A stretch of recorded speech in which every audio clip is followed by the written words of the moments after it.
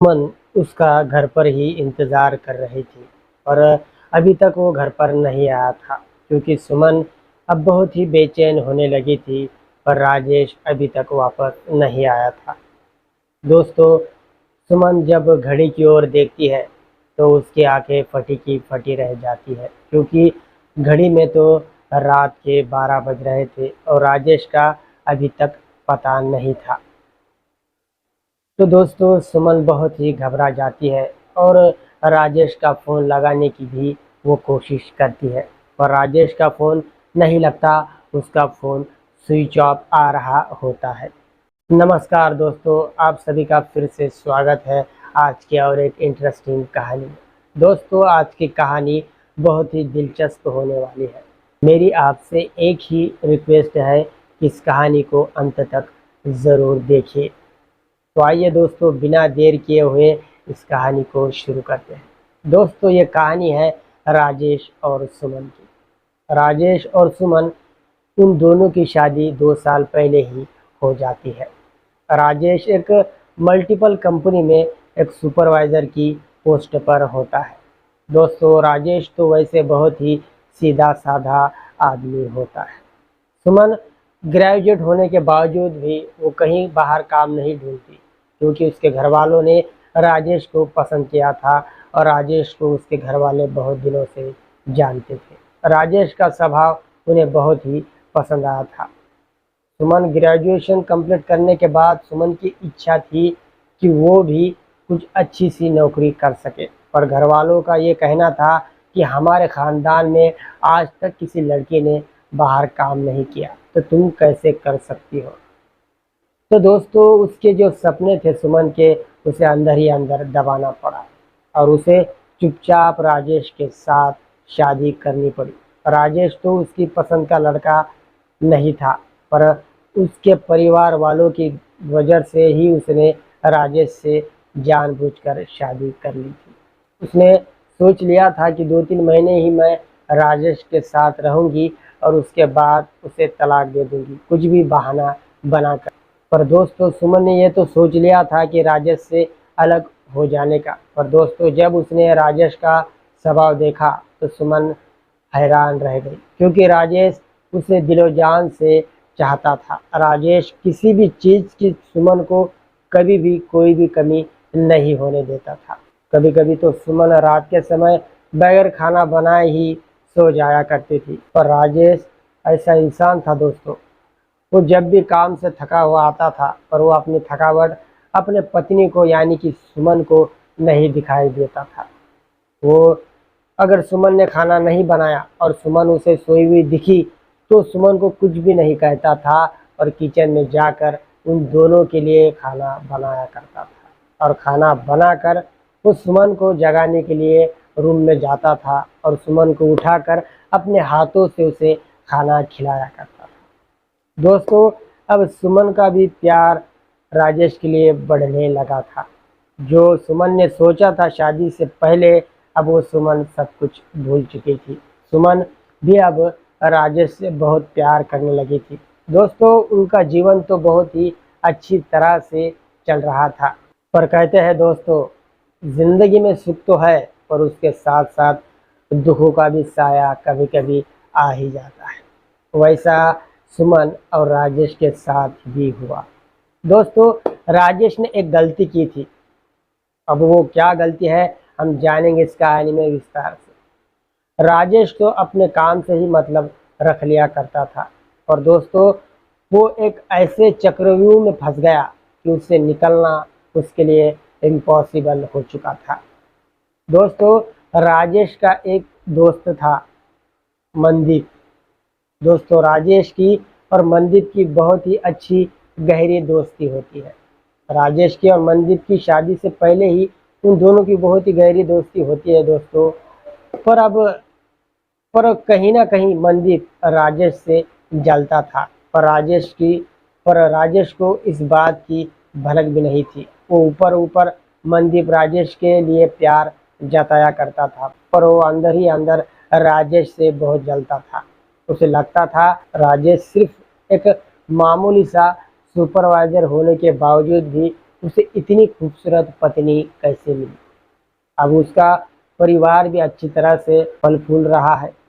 राजेश का वैवाहिक जीवन बहुत ही अच्छी तरह से चल रहा था और यही बात उसे खटक रही थी। वो किसी न किसी तरह से राजेश को बर्बाद कर देना चाहता था। उसकी गृहस्थी को वो बिगाड़ना चाहता था, पर मनदीप को मौका नहीं मिल रहा था। मनदीप ने अपने दिमाग में एक प्लान बनाया। दोस्तों, मनदीप ने ऐसा प्लान बनाया कि जिसमें से राजेश को निकलना बहुत ही मुश्किल था। दोस्तों, ये बात है जब मनदीप राजेश को उस प्लान में फंसाता है। दोस्तों, एक दिन की बात होती है। मनदीप राजेश के घर आ जाता है, तो राजेश भी घर पर ही होता है। जैसे ही मनदीप राजेश के घर पर आता है दोस्तों, तब राजेश अपनी पत्नी से सुमन से कहता है, जाओ सुमन, हमारे लिए 2 कप चाय बना कर लेकर आओ। तब सुमन जल्दी से किचन में जाती है और उन दोनों के लिए चाय बनाने लग जाती है। पर उस दिन मनदीप कोई गहरी साजिश लेकर आया था दोस्तों राजेश के घर, और तब उसे वो प्लान के बारे में बताने लग जाता है। दोस्तों, वो राजेश से कहता है कि राजेश, मैंने एक ज़मीन देखी है। वो ज़मीन हमें बहुत ही सस्ते में मिल रही है। अगर हम दोनों वो पार्टनर में वो अगर ज़मीन खरीद लेते हैं, तो मैं तुमसे वादा करता हूँ कि हम कुछ ही दिनों में करोड़ों के मालिक बन जाएंगे, क्योंकि वहाँ पर बहुत ही जल्दी बहुत बड़ा डेवलपमेंट आने वाला है। और ये बात मुझे एक करीबी ने बताई है, इसीलिए मैं तुमसे रिक्वेस्ट करने आया हूँ, तुम्हें बताने आया हूँ, क्या तुम इस ज़मीन को खरीदने के लिए मेरे पार्टनर बन सकते हो। तभी राजेश मनदीप से कहता है, वैसी कोई बात नहीं है दोस्त, मुझे खुशी होगी तुम्हारा पार्टनर बनने के लिए, पर क्या करूँ, मेरी अभी इतनी सेविंग नहीं है, और तुम तो जानते हो आजकल खर्चे भी बहुत बढ़ चुके हैं। थोड़ी तुम भी राजेश बच्चों की तरह बात करते हो। मनदीप राजेश से कहने लग जाता है, देखो राजेश, ऐसा नहीं कि घर में सेविंग ही होना ज़रूरी है ज़मीन खरीदने के लिए। हम बैंक से लोन उठाते हैं, क्यों हमें बैंक लोन नहीं देंगे? तभी राजेश मनदीप से कहता है, यार पर ये बैंक के झमेले में कौन पड़ेगा, बहुत दिक्कत होती है भाई, ये हमें नहीं चाहिए। तभी मनदीप राजेश का और बहुत ही ज़्यादा रिक्वेस्ट करने लगता है और कैसे भी करके राजेश को मना लेता है दोस्तों, और राजेश मान जाता है। फिर 2-4 दिन के बाद वो दोनों बैंक में चले जाते हैं और लोन अप्लाई करने के लिए फॉर्म भी फिल कर देते हैं, और कुछ ही दिनों में राजेश का 7 लाख का लोन मंजूर हो जाता है। पर दोस्तों, ये तो मनदीप की चाल थी राजेश को कर्जे में डुबाने की। दोस्तों, उसके बाद वो ज़मीन खरीद लेते हैं, पर दोस्तों उस ज़मीन के सारे कागजात जाली होते हैं। पर ये बात राजेश को समझ नहीं आती, क्योंकि उसको पूरा भरोसा रहता है मनदीप पर। उसे ये लगता है कि मनदीप उसके साथ कभी कोई गलत नहीं होने देगा। पर दोस्तों, अब पूरा का पूरा राजेश के साथ सब कुछ गलत हो रहा था। पर राजेश को उसकी पत्नी सुमन ने उसे अच्छे कागजात देखने को कहा था। राजेश ने हाँ में हाँ उसकी मिला दी, पर उसने पूरा का पूरा भरोसा मनदीप पर कर लिया था। मनदीप ने इधर उसकी साजिश के मुताबिक सब कुछ तय कर लिया था। दोस्तों, जमीन खरीद ली जाती है, उसके कागजात भी राजेश के पास आ जाते हैं, और 2-1 महीने के बाद राजेश वहाँ पर कुछ करने का सोचता है और वो वहाँ पर जाता है 2-4 लोगों को लेकर, और वहाँ पर कुछ खुदाई करने लग जाता है। दोस्तों, जब वो राजेश वहाँ पर उन आदमियों के साथ खुदाई करने लग जाता है, तभी वहाँ उस जगह का असली मालिक आ जाता है और राजेश से कहता है, तुम यहाँ पर क्या कर रहे हो? तब राजेश उस आदमी से कहने लग जाता है, ये मेरी ज़मीन है और मैं यहाँ पर मेरा घर का काम शुरू करने वाला हूँ। अभी इस जगह साफ सफाई करनी है, तो इसीलिए साफ सफाई खुदाई करके कर रहा हूँ। पर दोस्तों, वो आदमी जब राजेश से कहता है, तो राजेश उसकी बात सुनकर हैरान होकर रह जाता है। राजेश और उस आदमी में थोड़ी बहुत नोक-झोंक भी हो जाती है, पर जब वो आदमी राजेश को उस ज़मीन के असली कागजात दिखाता है दोस्तों, तब राजेश की आंखें फटी की फटी रह जाती है। तब राजेश को पता चलता है कि उसके दोस्त ने उसके साथ कितना बड़ा धोखा किया है। दोस्तों, राजेश को तो यकीन ही नहीं होता कि मनदीप उसके साथ ऐसा भी कुछ कर सकता है। अब राजेश तो कर्जे में डूब चुका था, उसके ऊपर अब बैंक का 7 लाख रुपए कर्जा था और उसे हर महीने बैंक की 20,000 EMI पे भी करनी पड़ रही। अब राजेश के घर के खर्चे भी बहुत ही मुश्किल से हो पा रहे थे। दोस्तों, उस कर्जे में सुमन के सारे जेवरात राजेश ने गिरवी रखे हुए थे। अब वो छुड़ाने की भी राजेश के पास ना ही पैसे थे और ना ही घर चलाने के लिए भी उसके पास ज़्यादा पैसे रहने लगे थे। कभी कभी राजेश को उसकी पत्नी को कभी कभी आधे पेट ही खाकर सोना पड़ता था। इतना बड़ा धोखा दिया था मनदीप ने राजेश को। पर दोस्तों, ये सब होने के बाद अब राजेश अंदर से पूरी तरह से टूट चुका था। राजेश के पास अब कोई भी रास्ता नहीं बचा था सिवाय मौत के। दोस्तों, राजेश का तो बहुत ही मन करता था खुदकुशी करने का। जब भी वो सुमन का चेहरा देख लिया करता था तो उसके सारे दुख दूर हो जाते थे। सुमन भी उसे समझाने लग जाती थी कि आप चिंता ना करें, अपनों ने आपको धोखा दिया है पर आपको अब इसके आगे हिम्मत से काम लेना होगा। दोस्तों, जब वो ज़मीन खरीदारी हुई उसी दिन से अब मनदीप भी उस शहर में नहीं दिखा। मनदीप अब वहाँ से फरार हो चुका था। चाहता तो राजेश पुलिस में कंप्लेंट करके उसे जेल की हवा खिला सकता था, पर दोस्तों राजेश ने ऐसा नहीं किया क्योंकि राजेश पहले से ही साफ दिल आदमी था। क्योंकि कहीं ना कहीं राजेश की मदद मनदीप ने की थी और इसी एहसानों के तले राजेश ने उसके साथ कोई भी गलत काम नहीं किया। फिर भी मनदीप ने राजेश को इतना बड़ा धोखा दिया तो कोई कैसे जीत सकता है। राजेश को सैलरी ही कितनी थी, बस 30,000 रुपये। अब 30,000 में वो 20,000 बैंक की लोन की EMI भर रहा था तो 10,000 में उसका गुजारा कैसे हो सकता था। फिर भी दोस्तों, उसकी पत्नी 10,000 में कैसे उनका घर का खर्चा लपेट रही थी। पर दोस्तों, अब उनके हालात दिन ब दिन बिगड़ते जा रहे थे। राजेश भी अब दिन ब दिन बीमार पड़ रहा था और काम पर भी उसकी छुट्टियां बहुत ज़्यादा हो रही थी। राजेश ने बहुत ही ज़्यादा टेंशन ले लिया था। वो अंदर ही अंदर इस बात को दबा रहा था और ये अंदर ही अंदर वो जल रहा था। पर सुमन उसे हमेशा खुश रखने की कोशिश करती पर फिर भी कोई फ़ायदा नहीं होता था। दोस्तों, एक दिन की बात है, राजेश रोज़ की तरह अपने काम पर चला जाता है। राजेश का एक टाइम था, वो 8 या 8:30 के बाद ही घर पर एकदम राइट टाइम पर ही आया करता था। सुमन को पता था 8:30 बजने के बाद राजेश घर पर आएगा। पर दोस्तों, उस दिन 10 बज गए फिर भी राजेश घर पर नहीं आया। रात के अब 12 बज चुके थे फिर भी राजेश का कोई पता नहीं था। दोस्तों, अब सुमन घबरा जाती है और राजेश को फ़ोन करने लग जाती है, पर राजेश फ़ोन नहीं उठाता। उसका फ़ोन स्विच ऑफ आता है। अगर उसका फ़ोन ही स्विच ऑफ है तो राजेश फ़ोन कहाँ से उठाएगा। सुमन उसे फ़ोन लगा लगा कर परेशान होती रहती है। और दोस्तों, आखिरकार राजेश उस रात घर पर नहीं आता। अब दोस्तों, अब पूरी तरह से सुमन घबरा जाती है। आखिर राजेश कहाँ गया, उसे कोई भी अंदाज़ा नहीं होता। दोस्तों, अब राजेश रात भर गायब था। राजेश का अब कोई भी पता नहीं था।